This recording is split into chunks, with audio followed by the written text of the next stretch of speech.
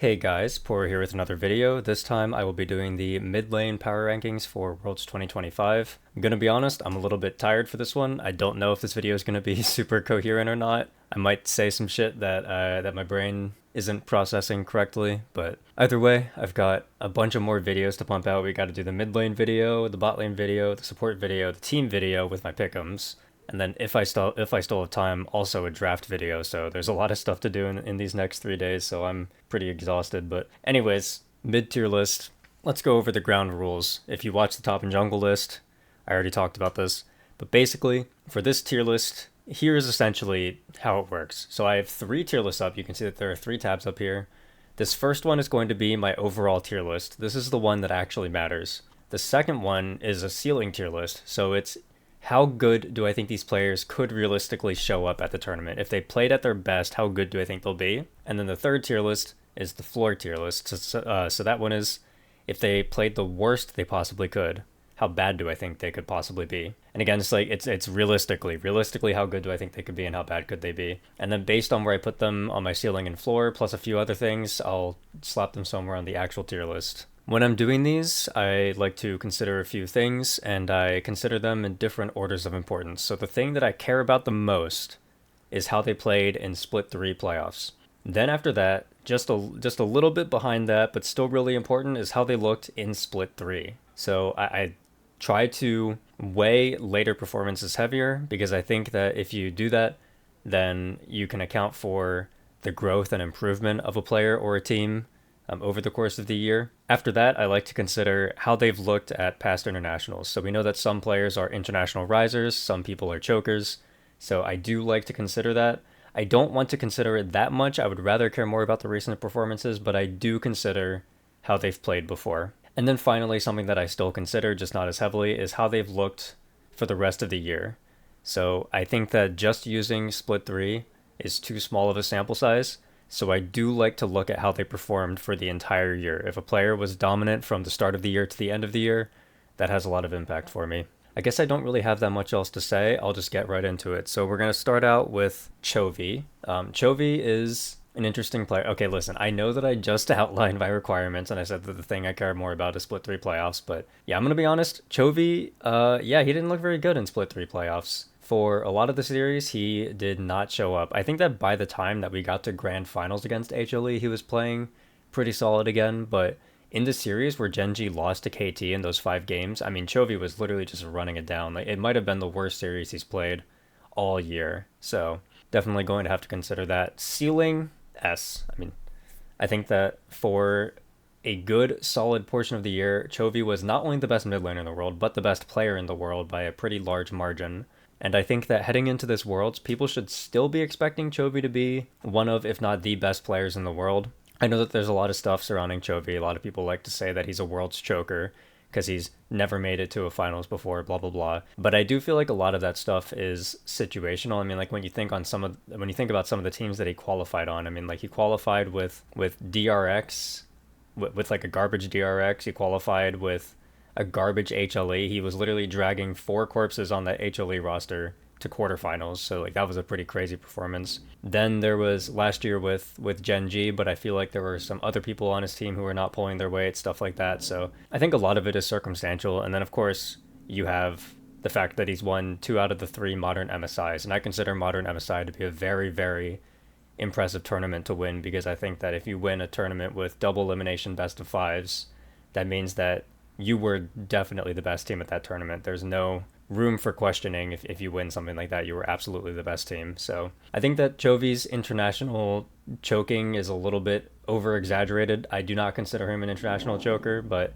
it's a, oh yeah, by the way, ignore that. There's people like mowing their lawn outside and stuff. It's a pretty bad time to be recording this, to be honest. But anyways, I think that when you, yeah, I don't know. I think that the whole entire World's choker narrative is that it's kind of just a narrative. I don't expect him to be that bad. So ceiling, best player in the world. Floor, we have to look at how he looked in LCK Split 3 playoffs, because I do think that's about the worst we've seen from Chovy pretty much ever. And so the question that I'm asking myself is, okay, was that performance from Chovy A tier or like B tier? And I think that I'm going to put Chovy in an A tier floor, and I'll tell you why. He was kind of running it down, But that said, I think that there's a lot of stuff that Chovy brings to the table that he will always bring kind of no matter what, no matter how bad he's playing.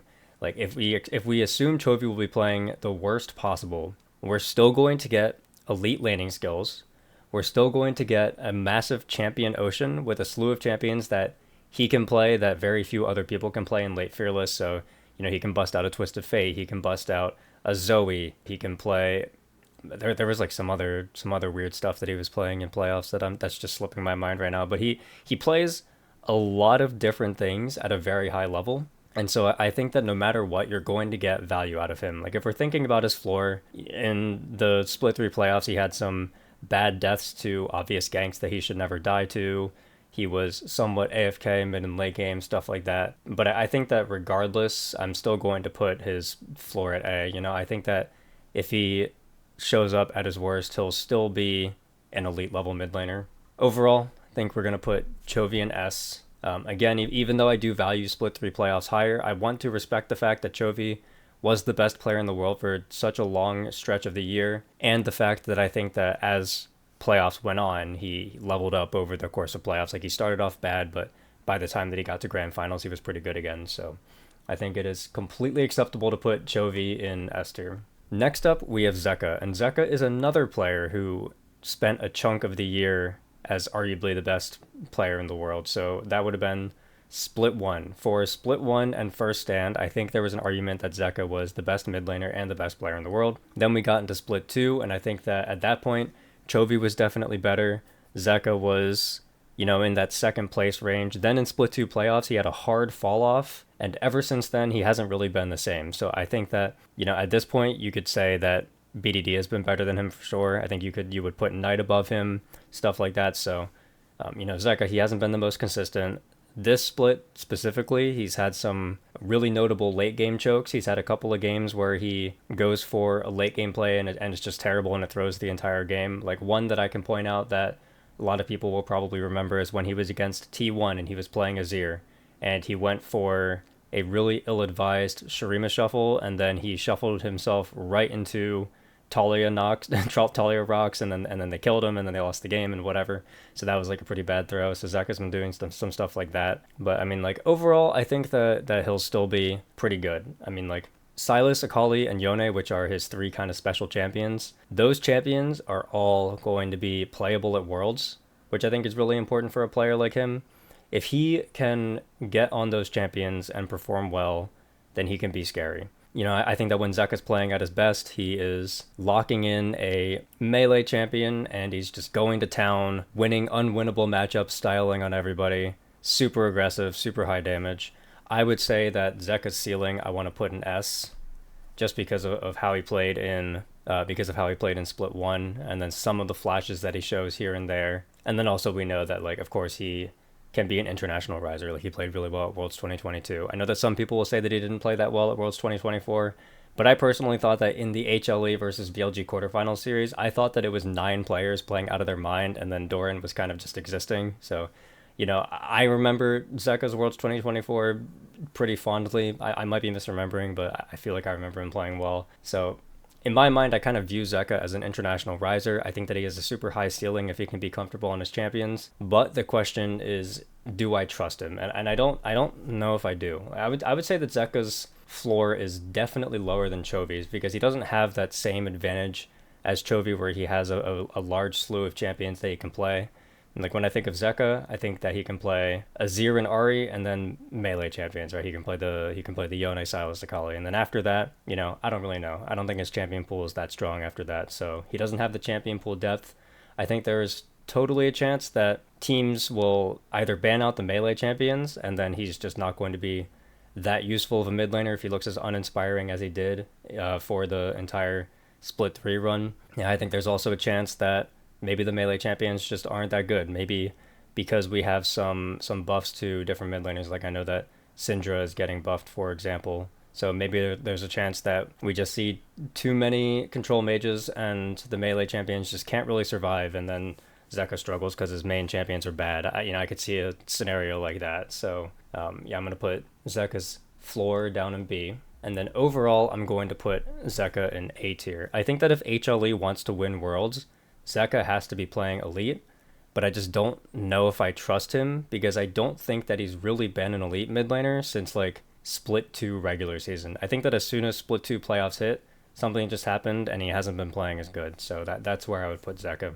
Next up, we have BDD. BDD has been insane this year. He is pretty much solo carrying his team in half the games, and then the other half, it's just him and Cuz. So, you know, he's got a lot of responsibility to carry on that team. To be fair, I think that team is kind of built for his success. I've said this a couple of times, but Cuz's strength as a player is getting his lanes ahead, specifically mid lane. Cuz has a very good track record at making his mid laners look really good. Then Docdom is a weak side utility marksman player. So Docdom likes to play on lower resources. He likes to pick champions like Ashe and Jhin and these kind of champions that can just survive on their own and then always be useful later. So it's a team that's very much structured around getting mid lane ahead and letting BDD carry. So the fact that BDD looks 1v9 in so many of these games, I think is by design. So in that sense, I think that maybe some of his performances are slightly overrated. Sometimes I'll see people, you know, post a picture of a scoreboard where it's like, oh, BDD has so many kills and then everybody else on his team has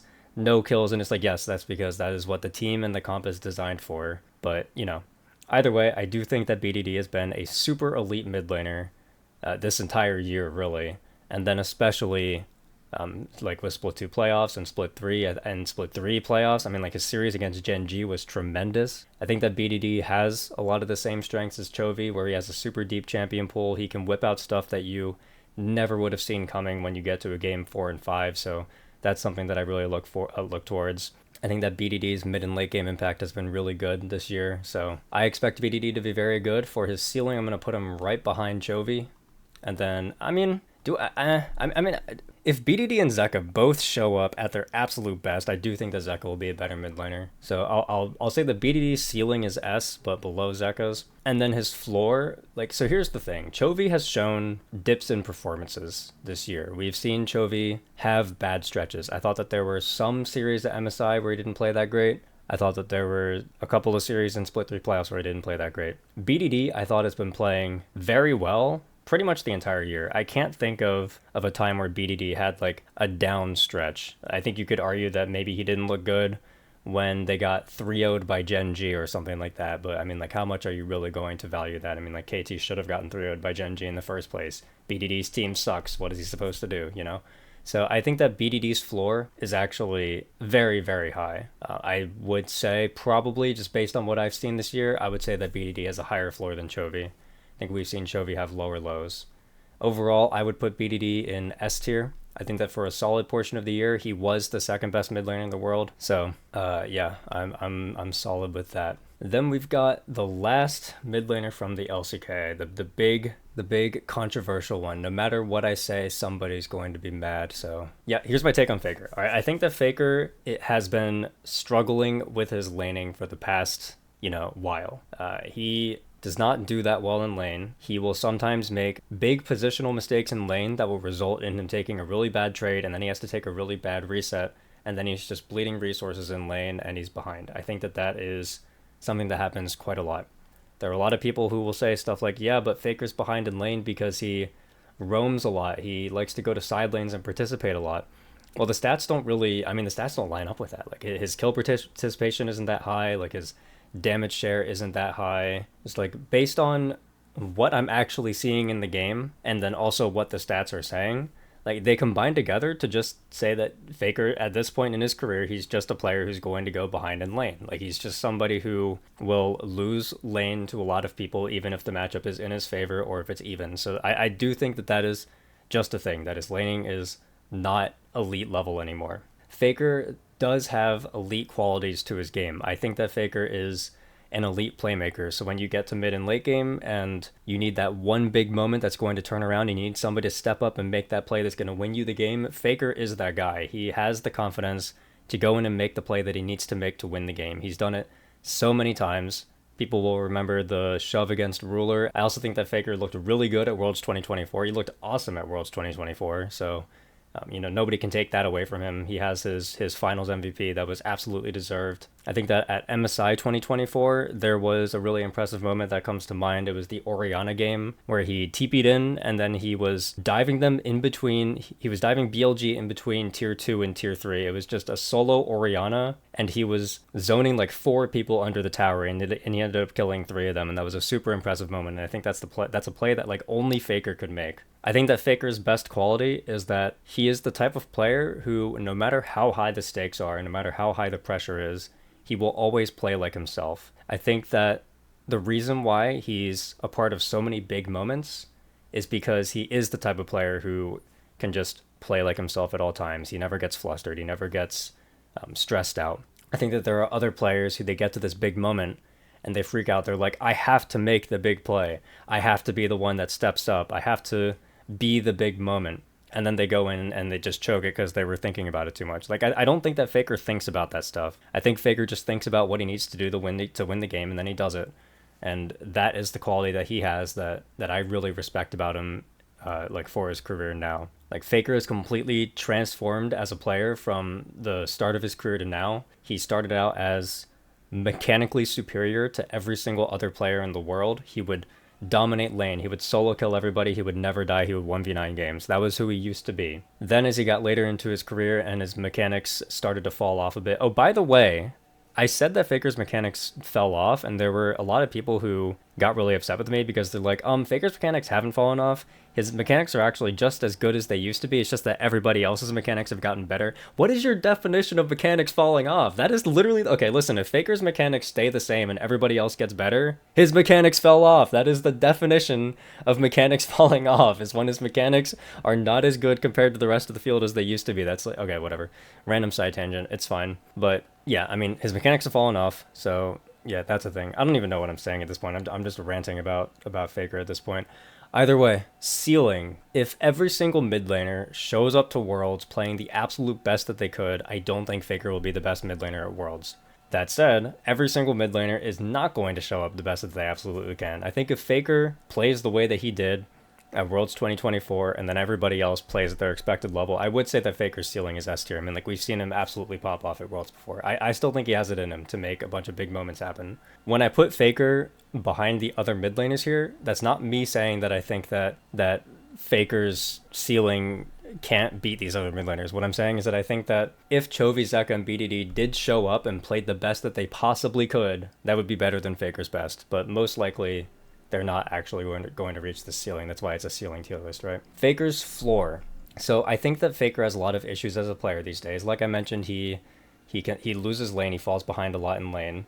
He takes bad trades. He has to go for bad resets. The other issue with Faker is that I think that his champion pool is bad. And again, I know that people are going to comment. They're going to be like, how can Faker's champion pool be bad? He's played 89 unique champions across his career. He's the most versatile mid laner of all time. It's, oh yes, okay, but the mid laners that he can play this split, this year, what mid laners is he actually good at? He can play Talia, he can play Orianna, he can play Azir, he can play Ryze. His Annie is mediocre. He can't play Aurora. He can't play Yone. He can't play Tristana. He can't play Corki. He has a lot of champions that he cannot pilot well. They are all champions he could pilot really well in the past. I'm not saying he wasn't a god on them in the past. He was a god on pretty much every champion in the past. But this year, there are a lot of champions that he has not been good on. So when you get to game 4 and 5 in Fearless and Faker gets forced on a Yone, you don't have much confidence that he's going to be able to carry that game. His Yone just isn't special. There's no special quality to it where you feel like he can actually carry the game with that pick. So I think that at Worlds, there's a chance that could be a really big problem. We've seen stuff like that before. I think it was a problem for him, especially at MSI 2024. At MSI 2024, he could only play 4 champions. Off the top of my head, those champions were Talia, Azir, Nico, and there was something else. There was a 4th champion, but he could only play those 4 champions.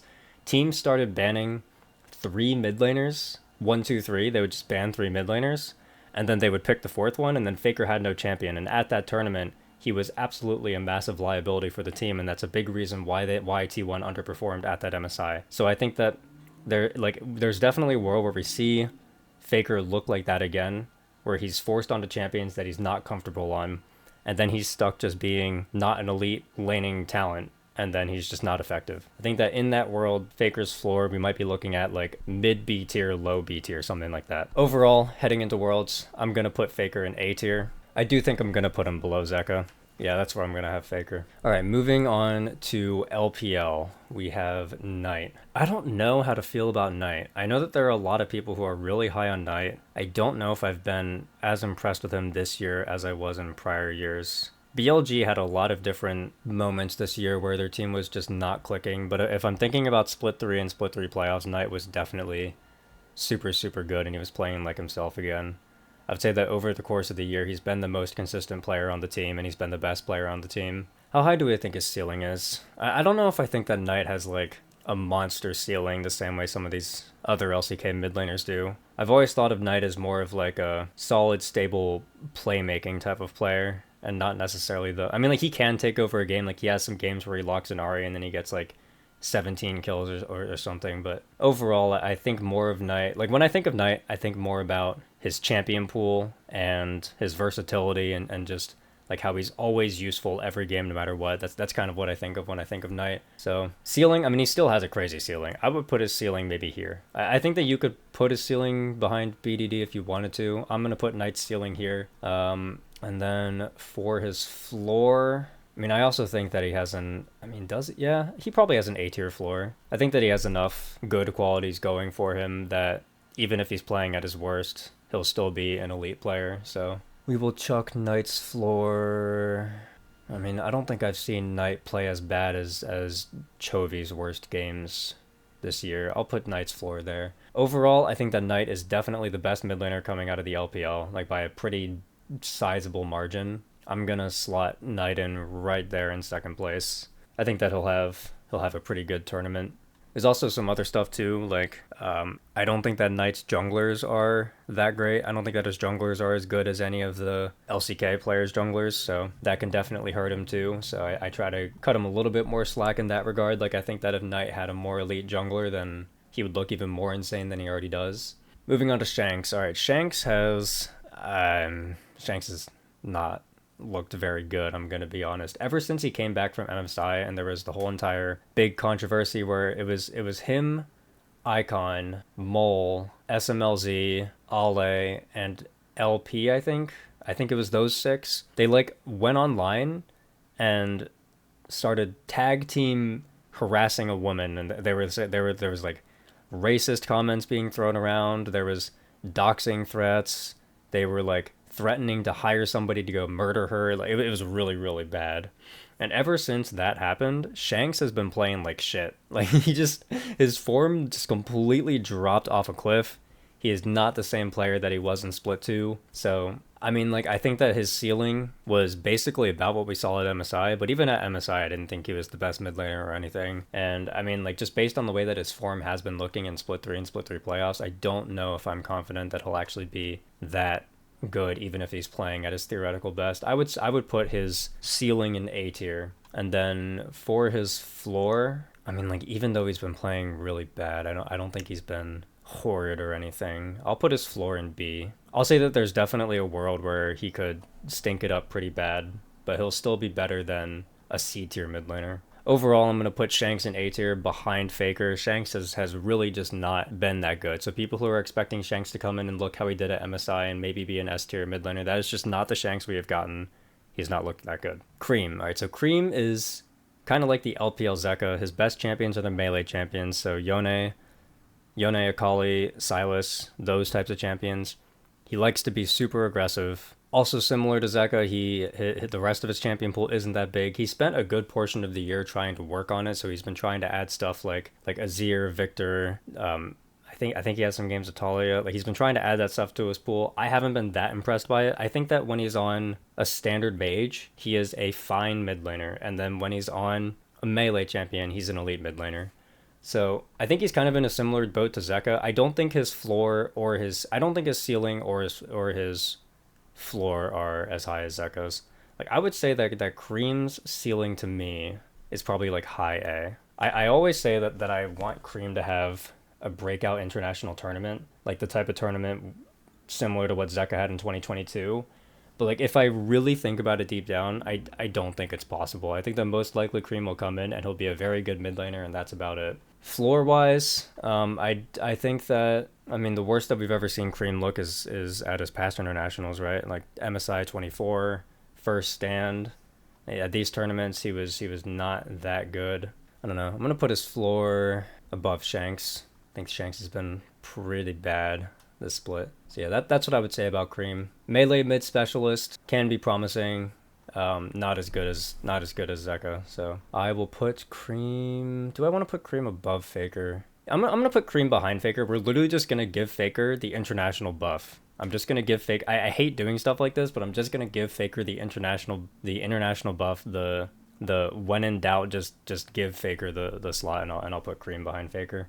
All right, rookie. Oh man, this is a painful one. Okay, so for like rookie, do you remember how I was saying earlier that Faker started out his career as a 1v9 superstar, better than everybody player who would just gap everybody mechanically and never die, and then that was his career. And then as he got to the tail end of his career, he seamlessly transitioned into a facilitating role where he became a world-class elite playmaker, and then that's what he's doing now. Yeah, so for rookie, it's like he has that first part. He was the same kind of player as Faker for the first portion of his career, but then his mechanics stayed elite level all the way up until like 2023. Like 2022, 2023, he was still a player who could lock in like the most mechanically demanding champions out there and hard carry his team and never die, and then just be this absolute force of nature in these games. And then really this year, 2025, this is the first year where it feels like rookie is really struggling mechanically. And unlike Faker, he has not made that transition into playmaking and being like functioning on lower resources. Like he is not, if you were a rookie fan in LPL for the past couple of years, or if you're excited to see a rookie at international again, this is not the rookie that you're thinking of. This is not the rookie that you're used to seeing. Rookie has not been good this split. I think that realistically the best rookie could ever look is probably like a B tier mid laner. I hate to say it because I'm a massive rookie fan. Like I'm a huge rookie glazer, especially like on all-time lists. I put rookie way higher than he should be probably. But I mean, I just don't see a world where rookie is going to be an elite mid laner this tournament. I really don't. I don't think he's looked impressive at all this year at any point. His floor, I'm also going to put him in C. I think there's a chance that he's just going to be like invisible, just like a stock standard mid laner. Overall, I'm going to put rookie in B. I think rookie's going to end up in like low B. Really pains me. It genuinely makes me sad, but I don't think rookie will be that good at this tournament. All right, Hong Q. Oh, Hong Q is spelled wrong on this tier list. I just noticed this. It's supposed to be HONGQ, but whatever, same thing. Hong Q. Hong Q is a fucking monster, man. Hong Q is a ridiculously talented player. Like outside of the like LPL and LCK mid laners, Hong Q is probably the best mid laner in the world. Like it's either him or it's Caps. I mean, in my opinion, it's Hong Q.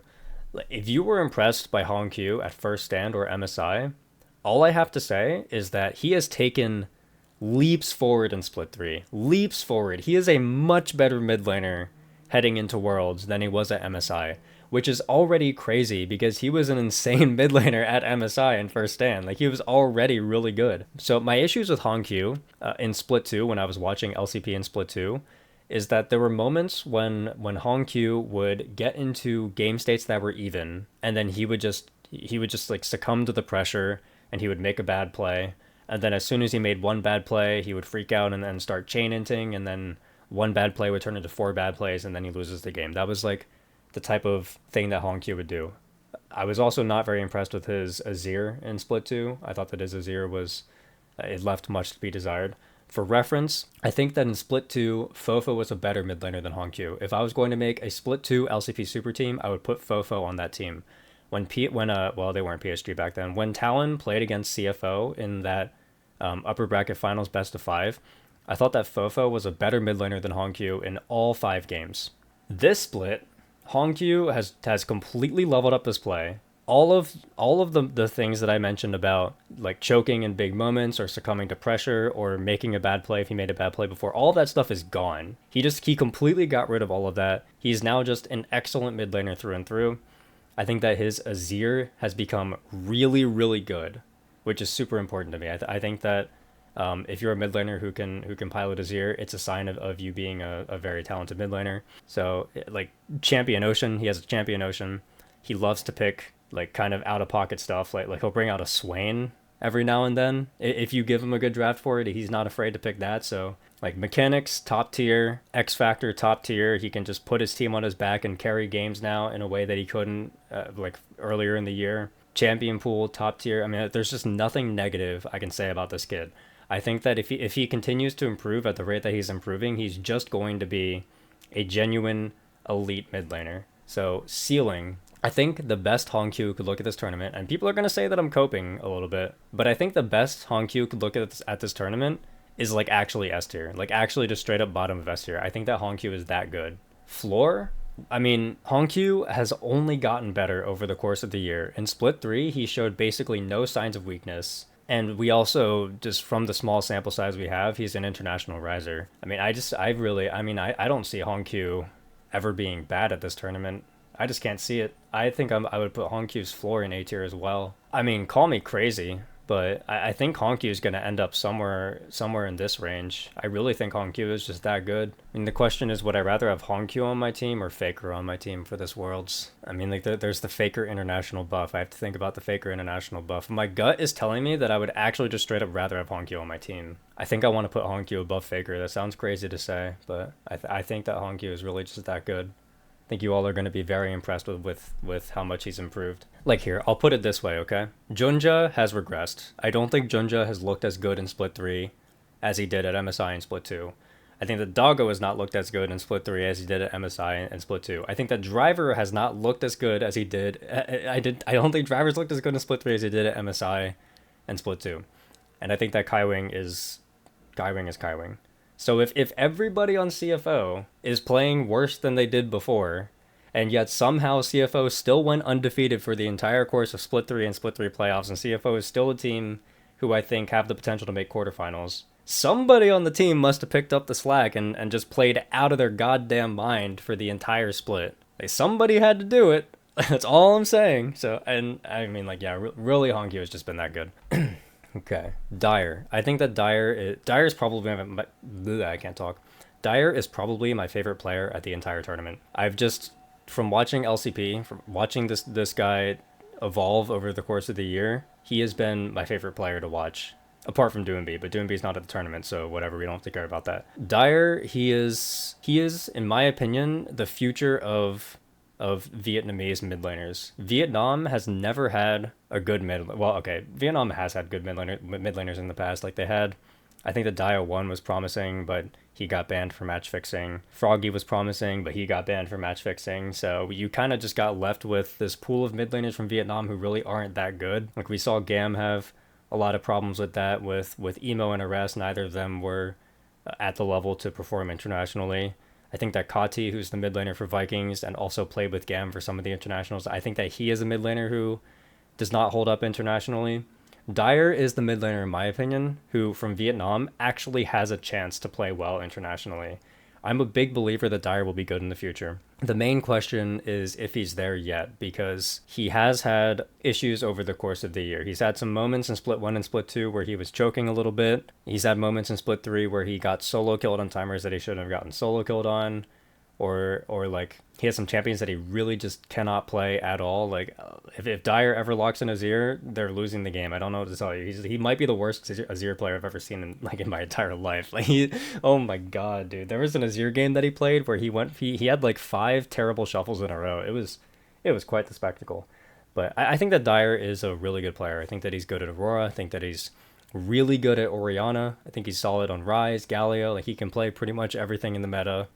If you need him to shoulder most of the resources on the team and do a bunch of damage on carry, he can do that. If you need him to take a step back and facilitate on lower resources and let Eddie and Hero run the show, he can do that too. I think his synergy with His Toe is really good. Dire and His Toe might be the only Ahri Vi I trust in the entire world right now, because I kind of hate the Ahri Vi combo, but every single time Dire and His Toe play Ahri Vi, it actually looks pretty good. So, you know, that's something that Dire's got going for him. I'm definitely high on Dire. I think that Dire has a lot of potential. I think ceiling if he plays his absolute best. Oh, also another thing to note is that Dyer is 18, so he's just like Hongq. He's very young, so he has a lot of potential, but he also, there's a very big chance that the moment just gets to him and he just collapses on the spot and looks terrible. I would say Dyer's ceiling to me is like gonna be like bottom of A, and then his floor will be bottom of C. I really think there's a chance that Dyer will come in and just look awful, but there's also a world where this could be the tournament that really propels Dyer's career forward and turns him into a star LCP mid laner in the future. I think that Dyer was the second best mid laner in the LCP this split, right behind Hongq. So yeah, definitely look out for his games. He's gonna be, there's a chance he'll be scary. Overall, I'm gonna say that he's B tier. I don't know if I want to put him above Rookie. That seems a little bit optimistic. I think that Dyer at his best would play better than what Rookie's gonna look like, but there's just too much variance just because of how much underperformance there was from Dyer during Split 1 and Split 2 playoffs, and the fact that he's so young. I just don't know if I trust his mental to hold out. I'm going to put him behind Rookie. All right, then we got Maple. All right, so Maple's a fan favorite. Obviously, he is the most successful domestic PCS player of all time. Okay, so here's my problem with Maple. I thought that Maple's best meta in recent memory was the AD mid meta. I thought that when Quirky and Tristana were the best mid laners you could pick, that was the meta that Maple was comfortable in. He's fine on mages, but he's nothing special. I think his Azir is mediocre, his Talia is fine, his Orianna's mediocre. I just don't think that he's that amazing at those types of champions, and those are the types of champions that we're going to see at Worlds. I also think that his fit on this PSG roster is really weird because the PSG roster as a whole just doesn't have somebody who can hard carry them. Like, they basically have 5 role players on their team. So Maple came in, he really struggled with the team at first. As they moved into the back half of the regular season, they got into playoffs, Maple started to look a little bit better, but I just don't think that Maple is that good. I think that he is absolutely worse than Fofo. I think he's absolutely worse than Hongq and Dyer. I even think that, like, in terms of LCP mid laners, I would take Kati over him. I would take Fate over him. I would take Arya over him. So I really don't think he's been that good.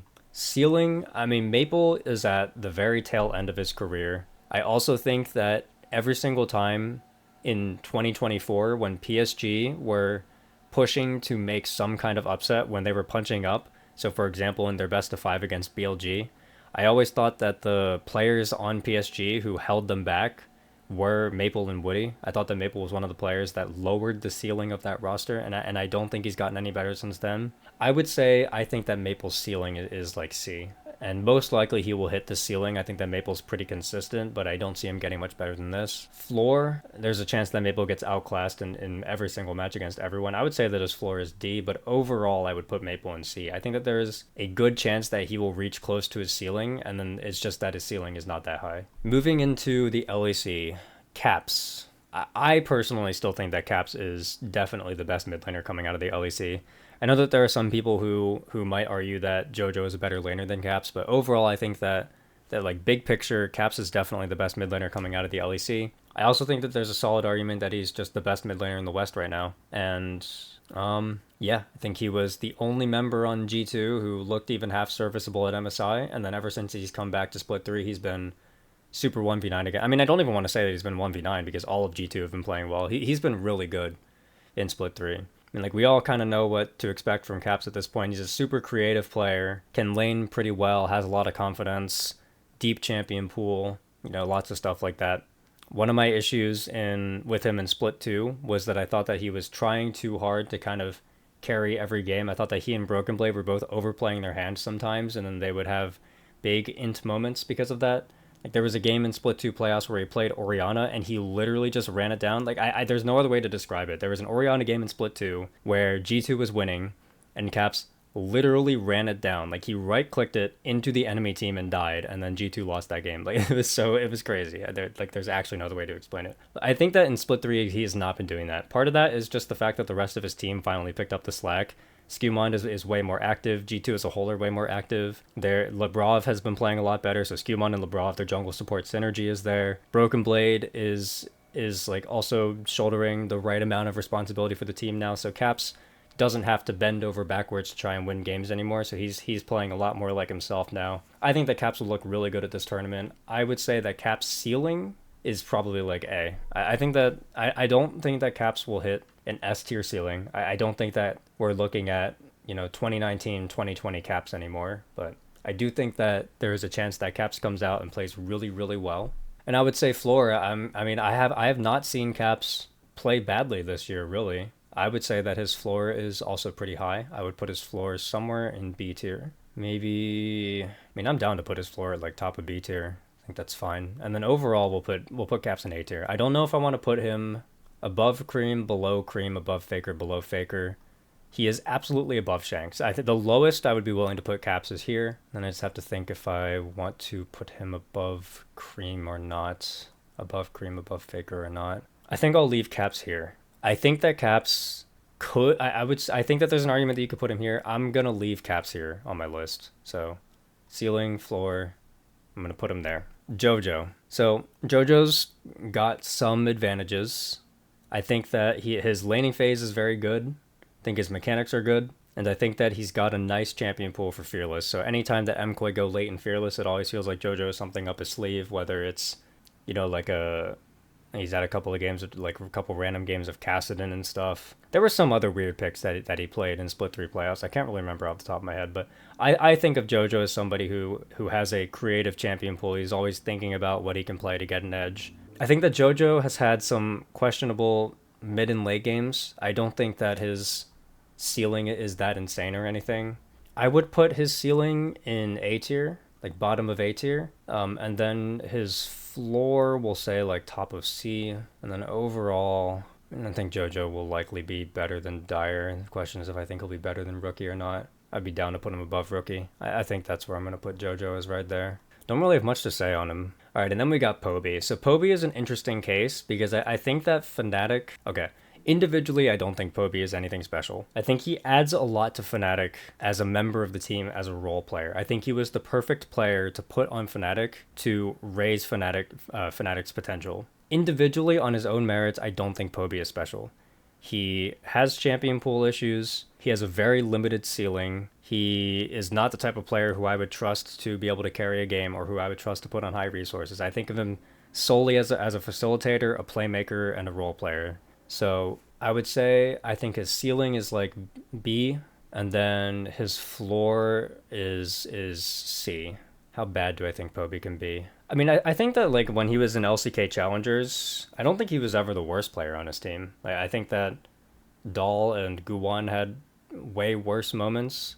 There were definitely some games that Poby played badly, but I always thought of him as the third best player on that 2024 team, so his floor probably isn't that low.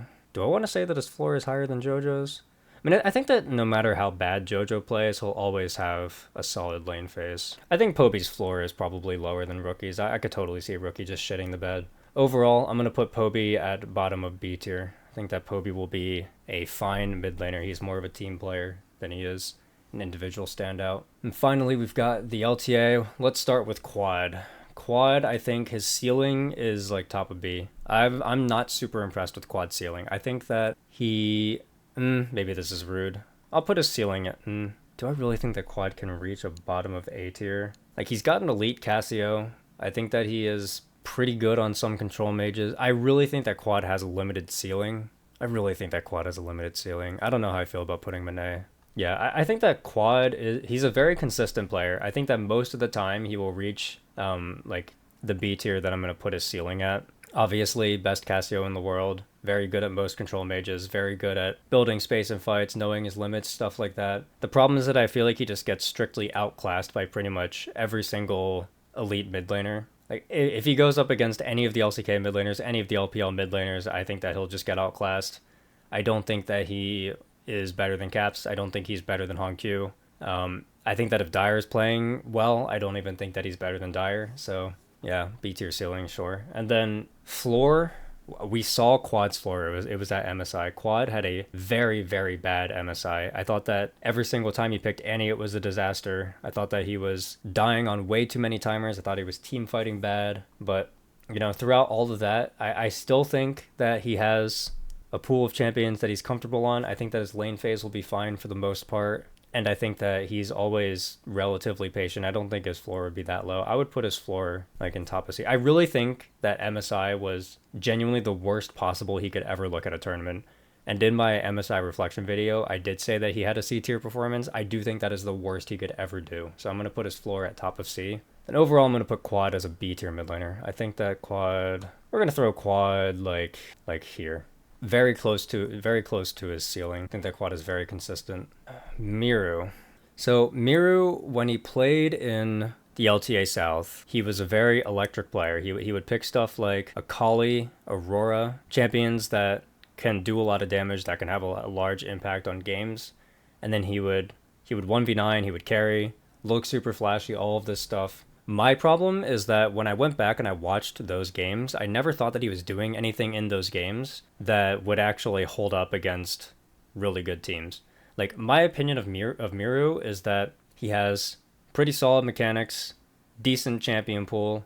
Overall, I would say he's a good player, but I don't think he can compete with these other guys. I don't think that he is actually that good. Like, I think the reason why he was the best player in LTA South is just because the competition there on average is lower. I think that there are a lot of players in the LTA South who have way more potential than Miru does. I think that Miru is topped out. I don't think he's getting any better, but there's a lot of players in LTA South who do have a lot of room for improvement, who can get a lot better. And I think that if Miru stays in the CB LoL in the upcoming years, he will be surpassed by other players. I think Miru's ceiling is probably like very bottom of B. I think his floor is going to be somewhere in C. I think that the worst Miru could look is maybe here. Overall, I'm going to put Miru as a C tier mid laner. I think he'll be better than Maple for sure. But yeah, I just don't think that Miru is that special. I know that a lot of people from LTA South really like him, but I think that there are even other mid laners in LTA South who have more potential than Miru moving forward. Then finally, we've got Quid. So Quid definitely leveled up this year. He looks really good. He's never been an insane laner or anything. He's pretty good at laning. He's never been an insane laner. Quid's big strength is that he is a great team fighter and a great playmaker. He likes to pick volatile champions, so he'll go, Sylas, Akali, Yone, stuff like that. But he also has a wide array of mages that he can play as well. I think that Quid was probably the best mid laner in LTA. It was either him or Quad. I would probably give the edge to Quid. My main issue with Quid heading into Worlds is that he was a huge choker in Worlds 2024. And when he played against VKS, I thought that he was choking again. To me, it feels like whenever there's any expectations of him, whenever there's pressure for him to do well, he does poorly. And then if there are no expectations, he can play fine. He can play like himself. So the main thing for me is that I don't really trust Quid. I don't know how he'll be able to handle big moments. I would say Quid's ceiling, I think Quid can be really good. I would say that Quid's ceiling is probably like A tier. His floor, I don't know, bottom of C. We'll say bottom of C. I mean, so I think that he had like a bottom of C, top of D performance at Worlds 2024, but I think that he has definitely improved since then, so I don't think that there's any world where he has a D tier performance. I would say that the worst Quid could look would be like there. Overall, I will put Quid in B tier. How much do I trust him? I'll put Quid there. Alright, let me take a look at this. Chovy Knight, BDD, Zeka, Hongq, Faker, Cream, Caps, Shanks. Does Shanks belong in A tier? I'll have to think about that. Maybe Shanks doesn't belong in A tier because Shanks did have a really, really bad split 3. I think I'm going to leave Shanks at bottom of A tier, but I think if you wanted to move him to top of B for this tournament, that would be acceptable. Okay, Jojo, Quad, Rookie, Quid, Dire, Poby, Miru, Maple. Nah, you know what? I might regret this, but I'm going to move Dire up a couple slots. I'm going to move Dire up to like right behind Quad. I really think that Dire has a lot of potential to be super good at this tournament. I'm not going to move him from bottom of C tier floor. I think that Dire could totally shit the bed, but I believe in Dire a lot. He's my favorite player at this tournament for a reason, so I'm going to use my bias card and I'm going to shove Dire up a couple spots. So Dire, Rookie, Quid, Poby, Miru, Maple. Ceiling list. I'm okay with all of this. Floor list. BDD and Knight having the highest floors makes sense to me. Yeah, I think I'm okay with this. There's my mid list. I think you could argue to move Caps up if you wanted to. I think you could argue to move Hongq down a bit if you wanted. There's going to be people who want to put Faker way higher. I mean, Faker's a complete wild card at these tournaments. He could be really good, he could be really bad. So, you know, we don't know. Yeah, I think that'll do it for my mid list. Patreon shout out. I have a Patreon. Go check out the link in the description if you want to support me more while I'm making these videos. We have a lot of extra content on the Patreon. If I make a script for a video, I'll put the script up on the Patreon ahead of time. So as soon as I finish the script, that'll be up there so you can get a pseudo sneak peek for my videos. Can you guys hear that person edging their lawn out there? That is very loud to me. I don't know if my mic is picking that up or not. It probably is. Anyways, there's other stuff on there as well. If I ever draw a Poro, I record my drawing session, then I post that there. Speaking of Poros, you can see the Poros on this shoutout card. If you subscribe to the $10 tier, I will draw you a custom Poro and then put it up here on the screen, so there's that. I also have I did a 5-hour rewatch of the T1 versus DRX Grand Finals Worlds 2022 match. I'm going to turn that into a YouTube video eventually, but until I do that, that is there as well up on the Patreon, so if any of that interests you, go check that out. I have nothing else for you for this one. I'll see you all next time. Bye.